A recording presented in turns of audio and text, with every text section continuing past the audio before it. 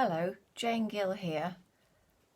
Today I'm going to show you how to create some amazing backgrounds using Cosmic Shimmer Ink Spray mists and my October 2020 stamp release.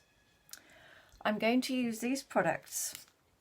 I'm going to use this one, which is a JGS 753 Queen Anne's Lace. I'm going to use this one, which is JGS 754 Crackle and Dots. And a new size that we're doing now, this is JGM 006 and it's called Dorothy Leaf. I'm also going to use Cosmic Shimmer Ink Spray Mists, and I've got three colours here.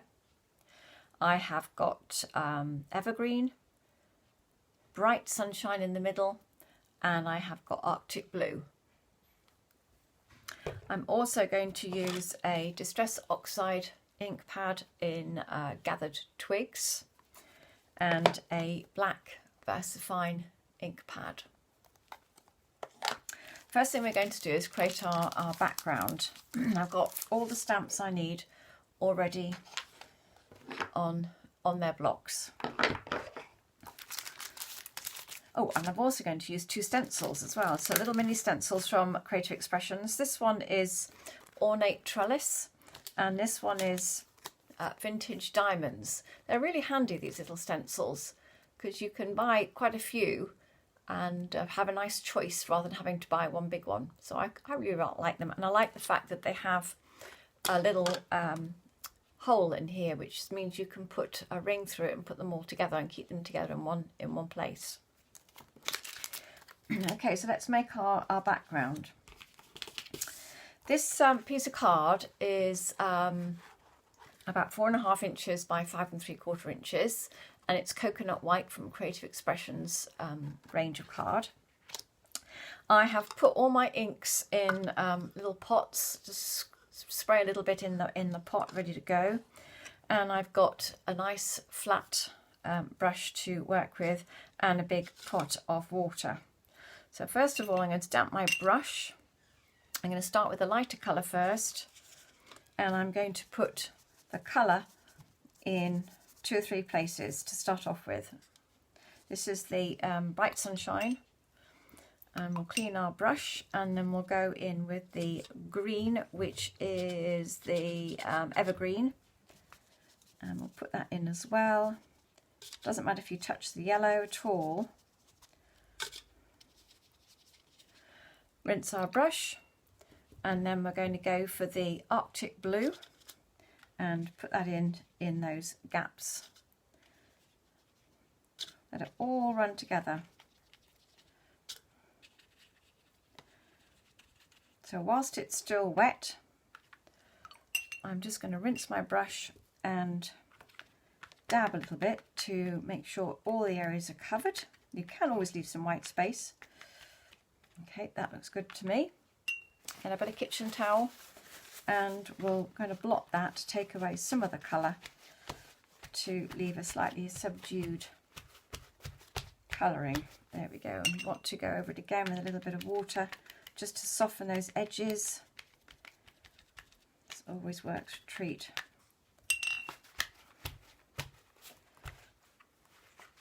So that's the background for my first piece. I'm going to put that down to one side to dry, and now I'm going to do the background for my backing sheet in exactly the same way, but because this is a backing sheet, you only really need to put the colour on the edges. So I'll put a bit of yellow, just exactly the same way as you did before, in the same order. So lightest first, building up to the darkest.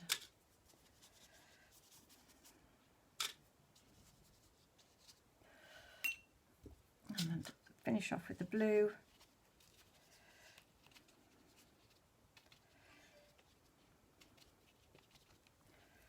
And we'll just smudge that with our kitchen towel, just to take away some of the colour.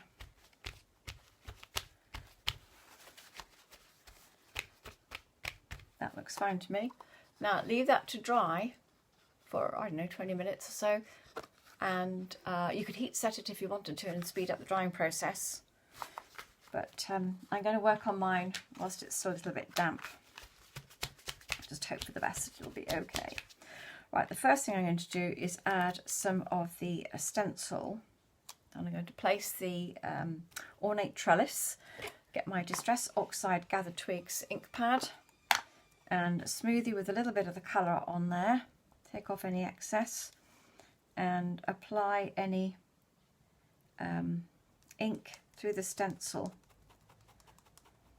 in random areas. And don't forget, this is a background, so it builds up with lots and lots of different layers.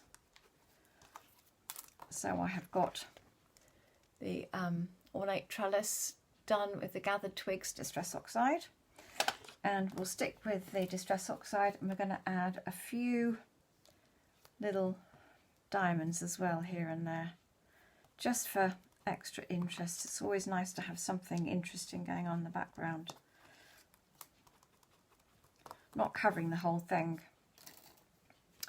And because you've used a Distress Oxide, you can easily clean those up with a damp cloth, and it cleans up nice and simple. Just do both sides so you see how easy it is to maintain them.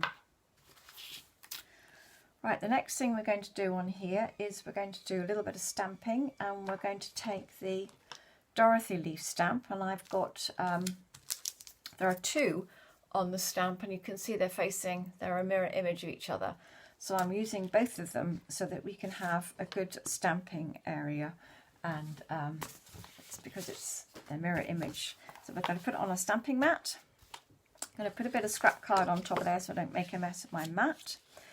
Sticking with the Distress Oxide Gathered Twigs, we're going to ink up our stamp, and we're going to stamp some of the leaves on the background.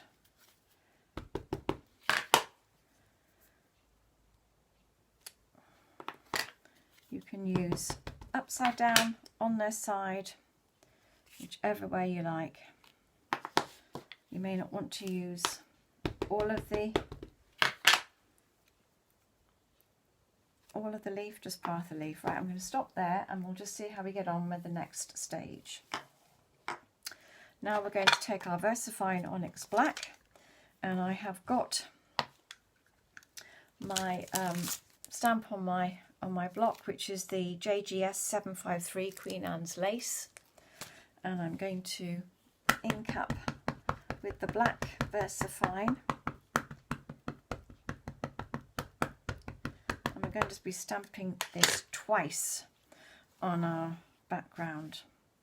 I like to stamp and hold my block sideways, so we'll have one like that, and then we'll have another on the other side.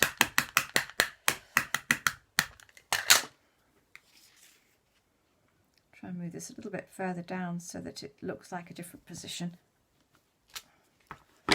And then we've got the Queen Anne lace in place.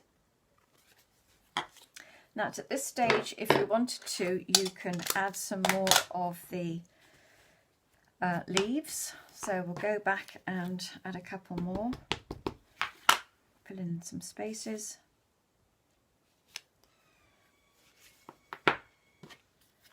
And we'll have another one. I think we'll have another one up there as well. Okay, that's all right. Now we have the crackle stamp on my block ready, and this is from JGS 754 Crackle and Dots. Really useful stamp set for creating backgrounds. And again, back to Distress Oxide Gathered Twigs, and I'm not going to put a lot of ink on here, and I'm not going to cover the whole stamp. It's quite random, and then stamp so I get a vague image of the stamp, so I haven't got the whole of the stamp on there. Can you just see it? Just a little bit of the crackle, so it's not overbearing. So when you ink it up, just ink it lightly and randomly. We'll have one over here and a little bit down there. It all adds interest to your background, and it draws the eye further and further into your card so that whoever's looking at it can see all sorts of things going on in the background. So that's all the stamps used up, except the greeting, and the greeting comes with the set as well. So you've got two greetings, you've got a little verse here and you've got a nice greeting, so you can put one on the front, one inside. You've got the choice, and I'm going to have it in black. And because I kind of knew what I was doing, I've left a gap there because I'm going to stamp my greeting just like so. So you can just see it just sitting there nicely. And then we're going to use some gel pens. I've got some a Sakura white one and a Sakura glaze pen here in blue. So I've tried to match up the colours that are in our background all the time. And the white one is really, really useful. But ideally, this has got to be really, really dry before you draw on it. But we'll just hope that it's dry enough to show you. And you're just going to do rough outlines around leaves here and there. A little bit of hand drawing. You don't have to be precise. I don't know if you can see that, where I've drawn around that leaf with the white. You may not be able to see it because it's not really dry enough. You need to give that, again, another 20 minutes to dry or heat set it. But I actually have one finished at the, on my side here, so you can see all the extra additions I've done. So now you can see the white drawn around the stenciling, and I've put some white on the top of the flowers and drawn around the stems, and I've even put some of the blue dotted about here and there. And because it's a glaze pen, it tilts. As you tilt it, it goes nice and shiny, so that's an added interest to your background. And on the background, the big background we did, so it's this one here, this is what we did. I also added some of the crackle and some of the leaves as well, randomly around the edge. And what we're going to do now is marry them all up together with some glue. So I have cut a layer of white. So we're going to use the Cosmic Shimmer acrylic glue on the back. And again, it's best to make sure that this is completely dry before you assemble everything. Either again heat set it or leave it to dry for half an hour or so. I'll pop that onto there.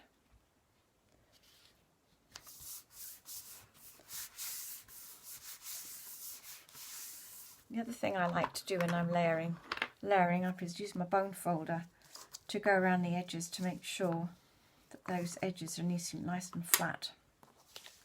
Now you can either stick this down onto your background with foam pads, but I'm going to put it down flat, and again using the PVA glue on the back, and then that layer up on top of there.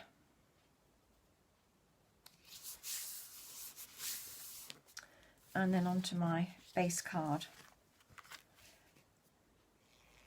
Now I have stamped my greeting flat onto the background, but if you wanted to, you could cut out a separate square, ink up the background, let it dry, and then stamp the greeting on there, and you can 3D that on top, add another layer if you wanted to, but I'm keeping this completely flat. And the white card adds a really nice, clean, fresh border to it so that everything stands out beautifully. And there's my finished card. So you can create some incredible backgrounds with these lovely ink spray mists in lots of different ways. You don't have to just spray them. Put them into a pot and use that pot. And I leave that pot now. I won't empty it and clean it. And I'll come back to it and I can spritz into it again and reactivate anything that's dry that's in there. So it's a really good way of utilising those sprays as well. So I hope you've enjoyed this video. Thank you very much for watching. Bye-bye.